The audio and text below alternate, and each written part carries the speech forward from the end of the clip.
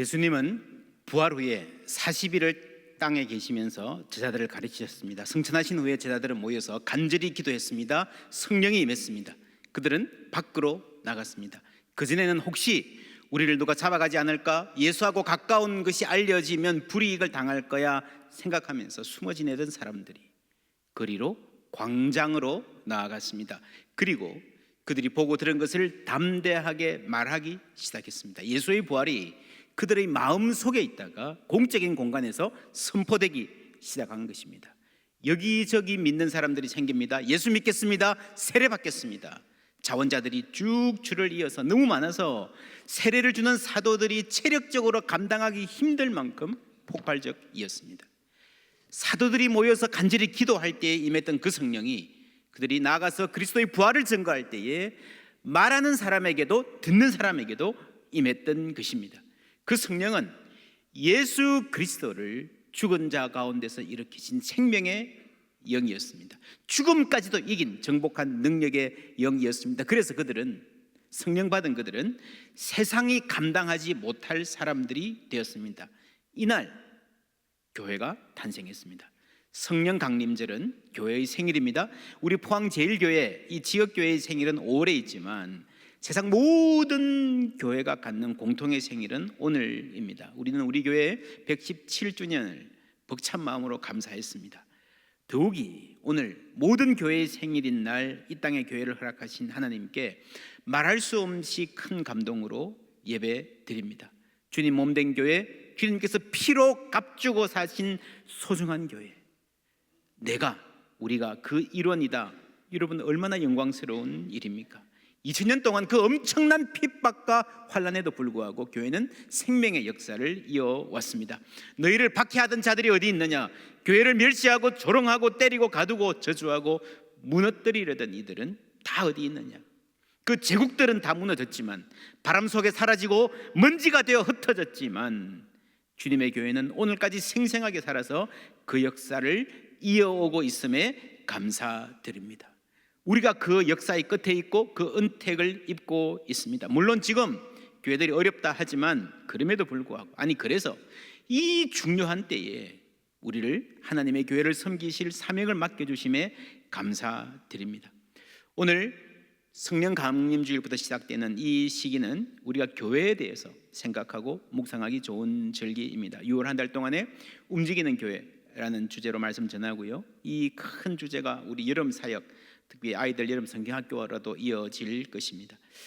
6월 마지막 주일은 맥추 감사 주일로 지킵니다. 전통적으로 보리 추수 때 맞춘 절기인데 현대에는 농사를 잘 안 지으시니까 전반기 동안에 1월부터 6월까지, 특별히 올해는 지난 2년 반 동안의 코로나 기간 동안에 자신의 삶을 돌아보고 하나님 다시 은혜의 문을 열어주시기를 기대하는 마음으로 예배드리고, 그 앞주에는 우리 6월 말에 한 주 동안에 새벽기도회, 특별히 새벽기도회도 하도록 하겠습니다. 미리 마음으로 준비하시고요, 6월 한 달을 기도하며 하나님이 다시 열어주시는 은혜를 사모하며 지내는 시간 되었으면 좋겠습니다. 주보에 취지가 상세히 나와 있습니다. 집에 가서 꼭 읽어보시기를 바랍니다.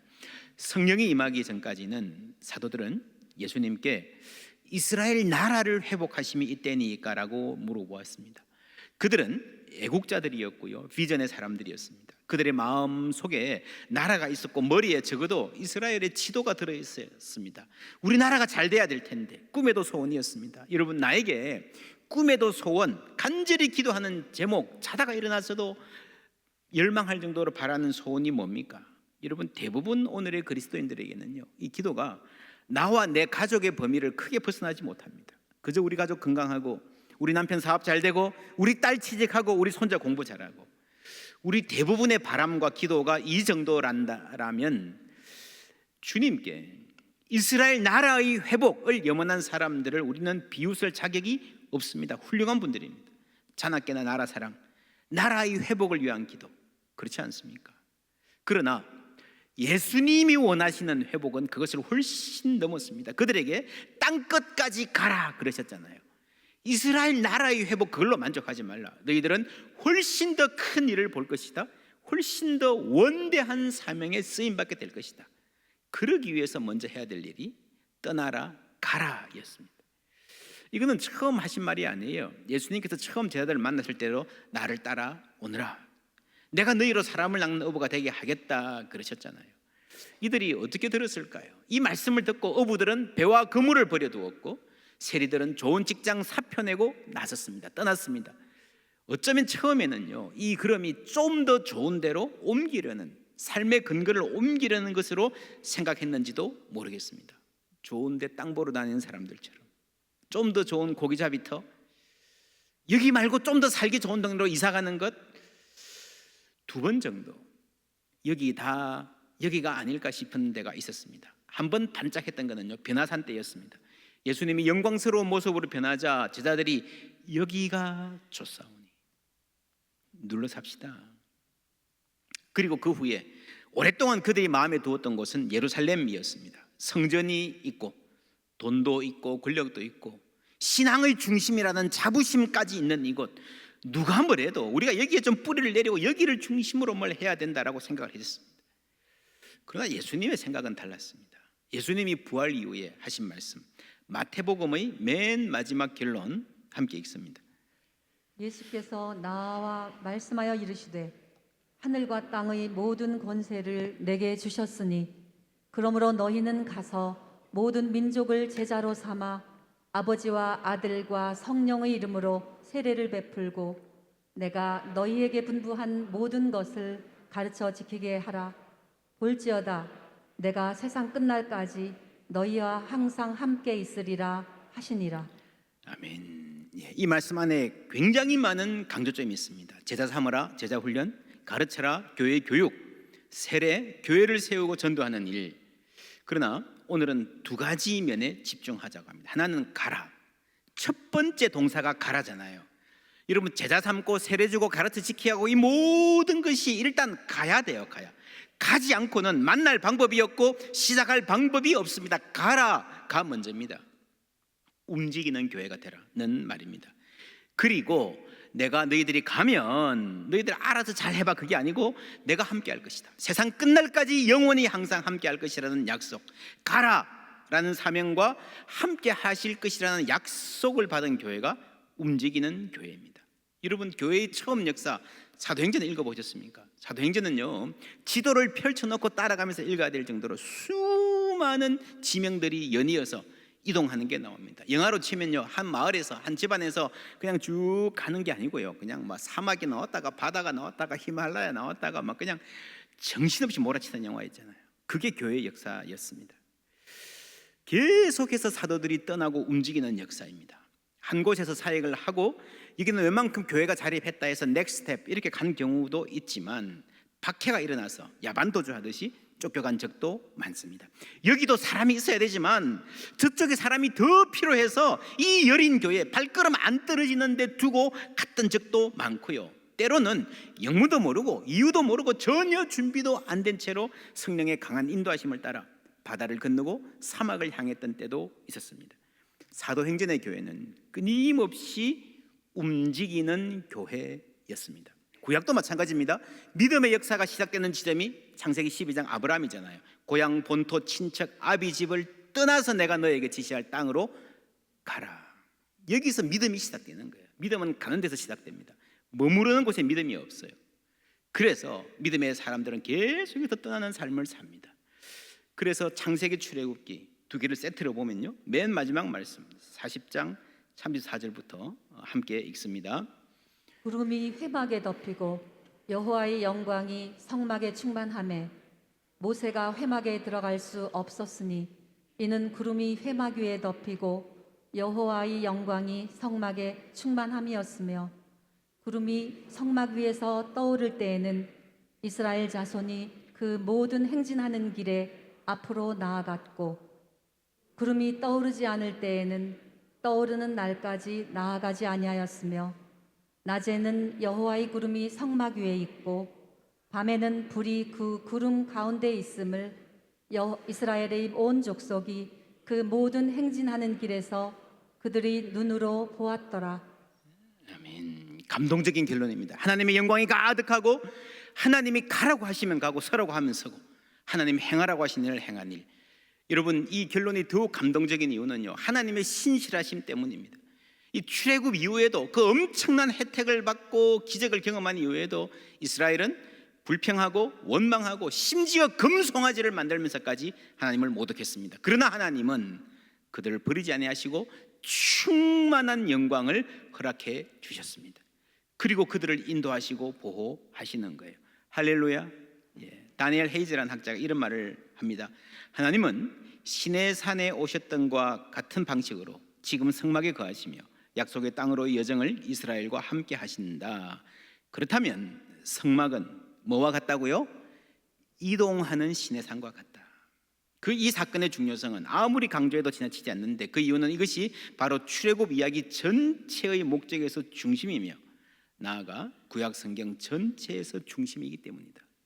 여러분, 출애굽기 40장 마지막 이 결론이 구약 성경 전체의 중심이라고 하는 이 구약 학자의 말, 아주 중요한 말입니다. 아주 새겨들어야 될 말입니다.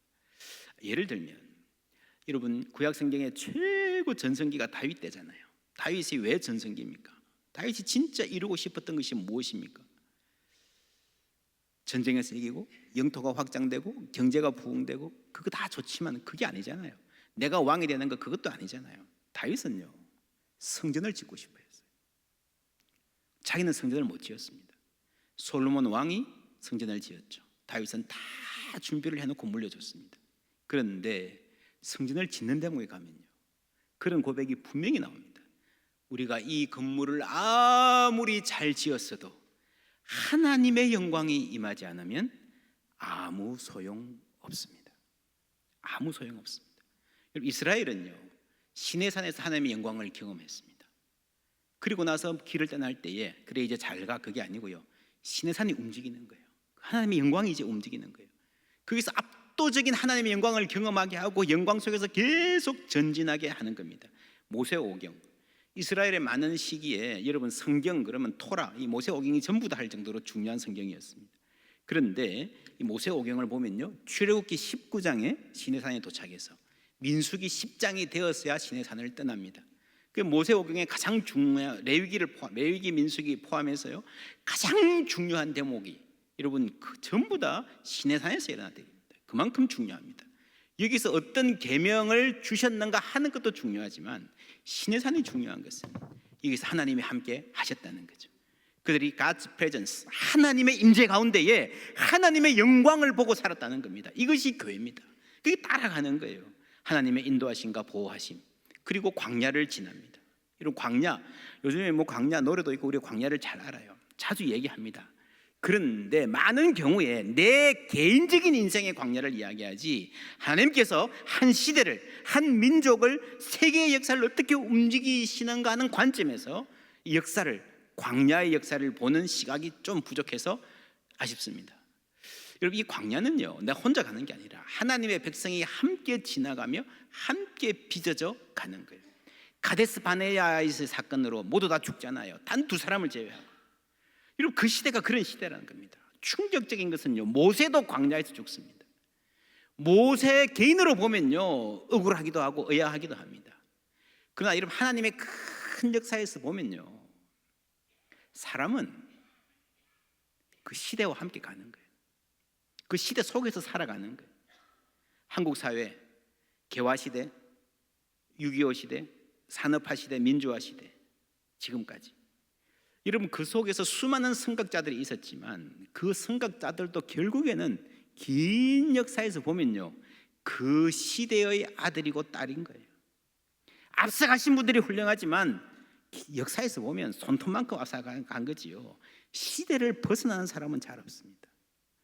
여러분, 그래서 우리가 신앙이 내가 개인적으로 광야를 잘 통과하고 내가 인내하고 내가 진취기상으로 살자, 이것도 필요하지만 한 시대 안에서 이 역사 속에서 하나님이 공동체를 통해서 어떻게 우리를 빚어가시는가 하나님을 알 수 있어야 우리가 신앙을 제대로 가질 수가 있습니다.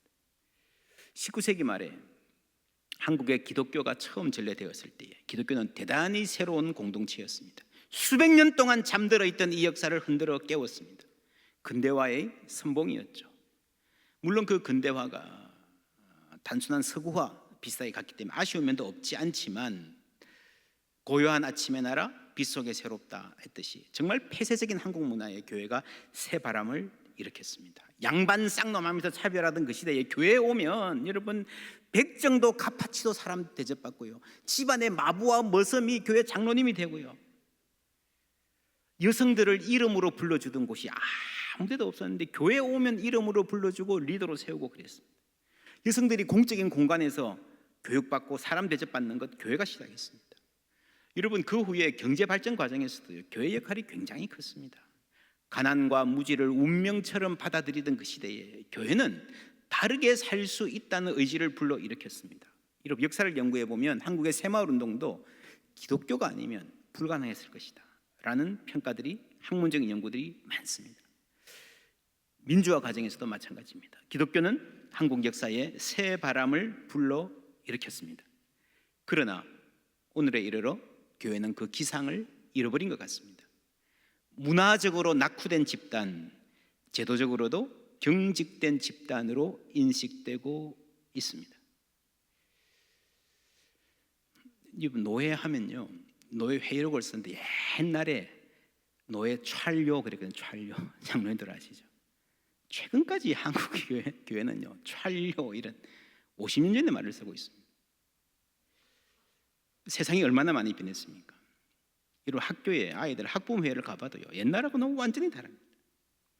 회사들도 웬만한 회사들은요 움직이는 원리와 소통 방식이 완전히 달라졌습니다. 가정도 많이 바뀌었어요. 여러분 다 아실 거예요. 여러분 며느리들, 사위들, 자녀들과 소통하는 방식이 30년 전하고 다르잖아요. 그러면 안 된다는 거 다 아시잖아요. 그런데 교회는 50년 전이나 30년 전이나 별로 변하지 않은 교회들이 많습니다. 물론 시대의 변화가 다 좋은 것은 아닙니다. 변하지 말아야 될 것이 있고 정말 소중한 가치는 우리가 굳건하게 지켜야 됩니다. 그게 전통이기도 합니다. 그러나 그럴수록 하나는 세상이 어떻게 변했는지는 알아야 뭘 지켜야 될지 알 수 있습니다. 뭘 바꿔야 될지. 둘째로는 진짜 전통이 뭔지 알아야 된다는 거죠. 진짜 전통, 성경의 전통, 아드 폰테스, 근본으로 돌아가는 말입니다. 성경을 보면요 교회, 다양한 교회의 모델이 나옵니다. 역사적으로 크게 4개의 모델이 있습니다. 성막, 한 곳에 고정된 성전, 그 다음에 회당들이 있었고 그 다음에 교회가 역사의 전면에 등장합니다. 최고 처음의 교회는요 성막, 움직이는 교회였습니다. 그 이전을 굳이 찾는다면 아브라함과 믿음의 조상들이 가는 곳마다 단을 쌓았던 곳, 그렇죠? 심지어 야곱은 황야에서 자다가 하나님 만나고 일어나서 단을 쌓았잖아요. 그게 교회의 원형이에요. 여러분 어디 따로 있는 게 아니라 하나님의 사람이 가는 곳마다 하나님 함께 계시는 줄 믿습니다. 그곳에서 하나님의 이름을 높이고 예배할 때 그것이 교회가 되는 거예요. 움직이는 교회입니다. 그게 가장 근원적인 전통입니다. 오늘에 이르러서 우리 교회가 이 움직이는 전통을 회복할 때 어떻게 해야 되는가 몇 가지로 간단하게 나눕니다. 첫 번째, 하나님을 신뢰하고 미지의 땅에 발을 딛는 교회입니다. 마게도냐로 건너와서 우리를 도우라. 여러분 사도 바울이에요. 개인적으로 보면 굉장히 적극적인 사람이고 글로벌한 지식인이었고요, 국제적인 감각과 아주 전토적인 무모하다 할 만큼 정도로 이렇게 저돌적인 사람이었음에도 불구하고 땅끝까지 가라는 말씀을 알았음에도 불구하고 그냥 소아시아 요지역 거기만 뺑글뺑글 돌았습니다. 그것만 해도 많이 다닌 거죠 사실은. 마게도냐로 건너가라 그럴 때요 꿈도 못 꿨어요. 두려웠습니다. 근데 어떻게 갈 수 있었습니까? 하나님을 신뢰하기 때문에, 하늘과 땅의 모든 권세를 예수님이 갖고 있음을 알기 때문에, 마게도니아 땅도 로마 땅도 다스리는 분이 하나님임을 알기 때문에 미지의 땅에 갈 수 있는 거예요. 그렇지 않습니까? 여러분 오늘을 이끌어 가시는 분이 하나님이면 미래에도 역시 하나님이 주인이신 줄 믿습니다. 그래서 이 사회의 급속한 변화에 그리스도인들은 두려워하지 않고 앞으로 나아갈 수 있는 겁니다. 내가 알아서가 아니라 하나님을 신뢰하기 때문에. 그래서 사도 바울도 마게도냐로 가고 나서 그 후에 로마도 보아야 하리라. 그 후에 스페인까지 꿈꾸는 거예요. 넓어지는 거예요. 두 번째로, 역사의 주인이 하나님이심을 고백하며 변화 가운데 일하시는 하나님의 민감한 교회. 우리가 세상의 변화를 보면요, 이게 무슨 이런 일이 일어나지, 너무 멀미난다, 이거 도저히 안 되겠다, 이거는 좀 이상한 것 같아. 그러나 여러분, 근본적으로 이 전체 역사를 이끌어가는 주인이 하나님이신 줄 믿습니다.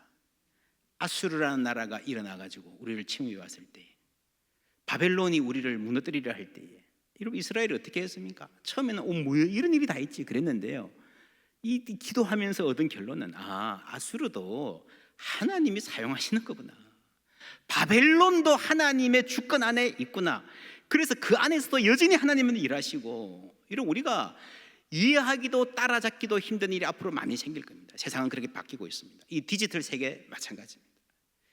한면으로 이 디지털 세계가 주는 해악에 대해서 우리가 경계해야 되지만, 근본적으로 교회가 이 디지털이 쫙 열어놓은 세계를 외면하면 안 됩니다. 그 안에서도 하나님이 예배받으시고 그리스도의 복음이 증거될 수 있도록 교회가 노력해야 됩니다. 그 다음에 복음의 열정으로 낯선 사람을 만나 열린 마음으로 대화하는 교회. 아브라함이 본토 친척 아비집을 떠났기 때문에 그때부터 만나는 모든 사람은요, 낯선 사람들이에요. 그 사람들하고 어떻게 했습니까? 때로는 나를 두렵게 하고 때로는 긴장하게 하지만 기본적으로 아브라함은 잘 지냈잖아요. 그죠? 그 아브라함의 믿음의 역사는요, 낯선 사람들을 만나서 이웃으로 삼는 역사예요. 그러면서 하나님이 증거되는 겁니다. 여러분, 우리가 살다 보면 나에게 편한 사람하고만 지내기를 원하는 성향이 인간에게는 있습니다. 그게 고정된 교회입니다.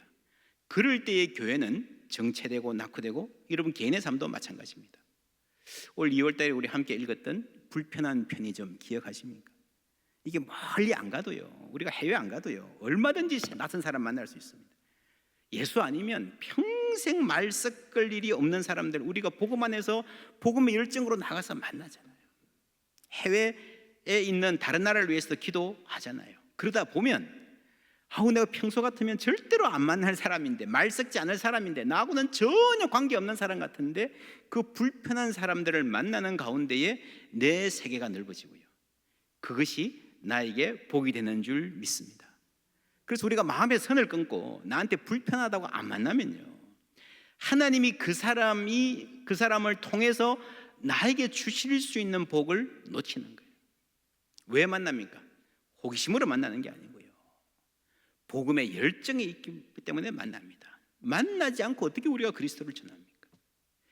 이번에 칸 영화제에서, 세계적인 영화제, 세계 최고의 영화제라 그러는데 한국 사람 2명이 상 받았다. 다 경사인데, 이거를 여러분 너무 한국 사람 위대하다 이렇게만 몰고 가면 안 됩니다. 이제 이때까지는 우리가 그랬을지 모르지만 그러면 안 됩니다. 여러분, 손흥민도요, 손흥민 한국 사람 위대하다. 근데 이 손흥민이 영국 팀에 가가지고 영국 동료들이 어시스턴트 해줘야, 함께 해야 뭐라도 할 수 있는 거 아닙니까? 그렇죠? 이번에 칸에서 송강호와 박찬욱 감독이 상을 받았는데, 송강호 배우가 상 받은 영화는요, 일본 감독이 작품이고, 박찬욱 감독이 상 받은 영화에는 중국 배우가 나옵니다.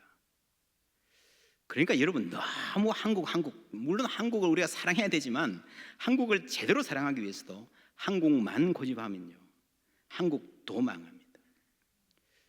그래서 우리는 넓어져야 됩니다.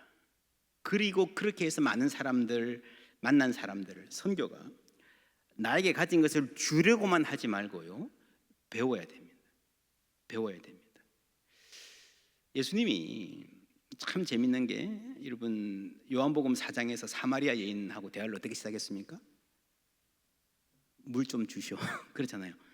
물을 얻어먹으면서 시작하는 거예요. 확 마음이 열리는 겁니다. 뭘 가져가가지고 너 필요한 거 없냐, 내가 줄게, 이게 아니고요, 때로는 물 좀 달라, 약한 모습으로 가서 배우는 자세로 얘기를 들어주고, 그래서 그 다음에 자신의 전통과 문화를 상대화할 줄 알며 다른 전통으로부터 배울 자세가 되어 있는 교회가 되어야 됩니다. 우리 문화, 우리 전통에 대한 자부심, 우리 것은 좋은 것이요, 좋습니다, 필요합니다. 그런데 그런 만큼 남의 것도 존중해 줄 알아야 되는 거예요. 인도에 가면 인도 사람들에게 배우고, 케냐에 가면 케냐 사람들을 존중하고요, 우리가 직장에서 예수 안 믿는 사람들을 만날 때에 그들의 말도 일리가 있음을 우리가 들어주고 귀를 기울여야 됩니다. 여러분, 존중하는 것은 쉽지 않습니다. 여러분, 존중하는 척 해도요, 다 표시가 나요. 사람이 참 묘합니다. 다른 거는 몰라도요, 교만한 사람은 귀신같이 알아보잖아요. 그렇지 않습니까? 말을 꾸며서 겸손한 척 해도요, 여러분, 교만한 사람은요, 귀신같이 느낌이 옵니다. 저 사람, 그렇죠? 아이들도 잘 알아요. 뭔가 대화가 안 되고 막혀 있습니다. 겸손한 척 한다고 될 게 아닙니다. 그래서 아예 기본적으로 저분을 세상에서는 별로 안 알아주는 것 같아도 그래도 저분에게 내가 뭐 좀 배울 점이 있다라고 생각하고 있어요. 그래야 우리가 자연스럽게 겸손해질 수 있습니다. 교회의 제도와 문화도 마찬가지입니다. 우리가 속한 전통이 있잖아요. 장로교회의 전통, 한국교회의 전통, 포항제일교회의 전통. 우리가 자랑스럽게 이거 소중히 여겨야 됩니다. 그러나 다른 교회, 다른 전통, 다른 나라, 다른 교단, 이단이 아닌 다음에요, 그들의 삶의 장점들을 인정해주고 열린 마음을 가져야 되는 거예요. 그래서 여러분, 세계 교회들의 현상을 쭉 보면요, 너무 자기 전통과 자기 교단 안에 머물러 있는 교회들은 다 쇠퇴합니다. 열린 마음으로 다른 갈래의 전통을 배울 자세가 되어 있는 교회는 다 부흥하고 있다는 거 우리가 알 수 있습니다. 그래서 교회는 상당 부분 실험적이어야 돼요. 그만큼 자신 있어야 실험인 거죠. 그리고 하나님의 정의, 그리스도의 평화, 승리의 위로를 공적인 영역에 전하는 교회. 이거는 기회가 있으면 좀 더 상세히 말씀드리겠습니다. 그 다음에 성경의 신앙으로 건전한 가치관과 아름다운 문화를 꽃피우는 교회.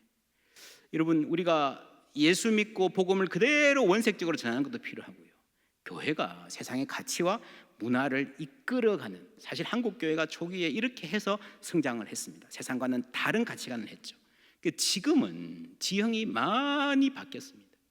여러분, ESG라는 말 아시죠? 한 3년 전부터 환경, 이제 기업이 더 이상 환경, 사회적 가치를, 여러분, 사회 평등이나 인권이나 이런 거를 존중하지 않으면 기업이 살아남지 못한다. 그래서 기업마다 전부 다 난리가 났습니다. ESG 맞추느라고. 그 governance, 이 참여하면서 함께 살아가는 걸 말하는 거죠. 근데 이게 본래 다 성경적인 가치입니다. 그렇죠? 창조 질서의 보존, 서로 인권을 존중하고 평등한 사회를 지향하고 약한 자를 돌보고. 근데 지금은요, 이 기업이 더 앞서서 가고 있습니다. 보면 기업도 이제 더 이상 단기적인 이윤만으로 움직이지 않고 장기적인 면에서 근본적인 가치를 고민하는 시대가 되었는데, 교회가, 이거는 굉장히 반가운 일이면서도 교회를 고민에 빠뜨리는 일입니다. 교회가 어떻게 가치를, 아름다운 가치를 지향하는 공동체가 될 것인가.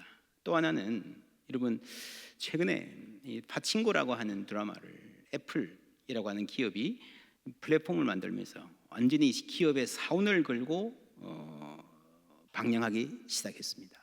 이게 왜 중요한가 하면요, 여러분, 이 파친코라는 드라마는 한국인들이 일제시대 때 얼마나 고생을 했고 일본 사회에서 차별받으며 살아가는가 하는 것을 낱낱이 보여주는 그런 드라마입니다.